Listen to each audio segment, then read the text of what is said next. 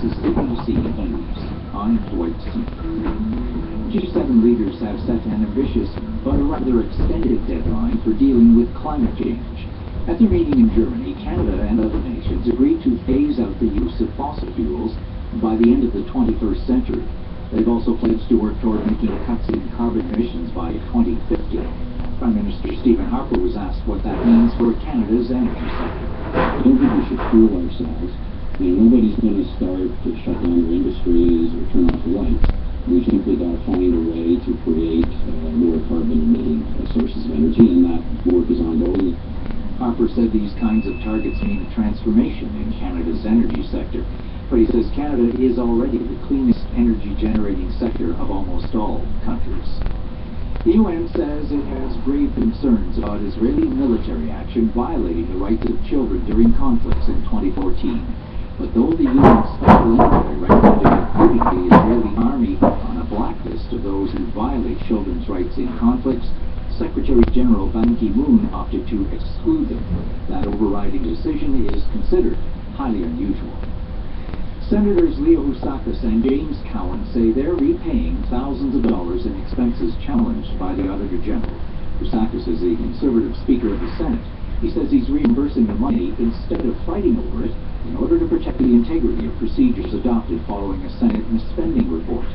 James Cowan is a Liberal. He says he too has concluded that if he was to pursue arbitration over his claims, it would cast doubt over the fairness of the process senators agreed to. Both men deny any wrongdoing. Just 4 weeks before Toronto plays host to the Pan Am Games, the city subway system shut down this morning for about an hour. Tens of thousands of commuters were affected, with transit officials blaming a communications failure.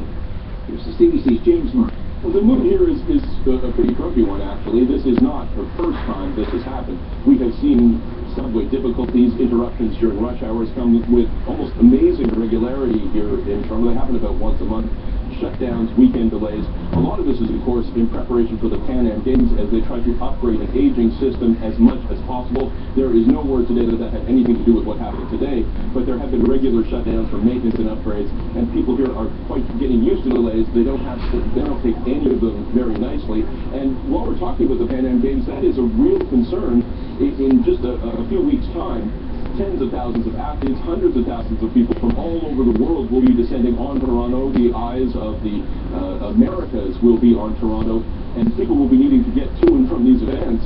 And right now, it's very difficult to guarantee that they will, with the state of the transit system in Toronto right now, which is aging, and today, for a little while, it gave out. That's James Murray in Toronto. It's the sort of thing young hockey fans dream about during the summer. You and your friends are playing a bit of road hockey, and one of your idols comes by and joins in. Well, the dream came true yesterday when a member of the Montreal Canadiens lent a little star power to some young boys at play. Lauren McCallum reports. A YouTube video shows Montreal Canadiens hockey star PK playing street hockey with 8-year-old Jack Fraser. The young boy's father, Aaron Fraser, says his eldest son flew into the house to tell him that he's on the street. The black SUV pulled up, and him and his friend Chris got out and said, "Hey kids, let's play some street hockey." Oh! Sudan wore flip-flops as he kicked 2 goals into Jack's net. The fine ball was close. But the 8-year-old made a comeback and managed to block the next 3 shots. The two faced off to a 3-3 tie. Sudan left shortly after, but not before taking a group photo. Jack described the experience as awesome and cool. Fraser says his son now wants to make a career out of becoming a goalie. Lauren McCallum, CBC News, Montreal.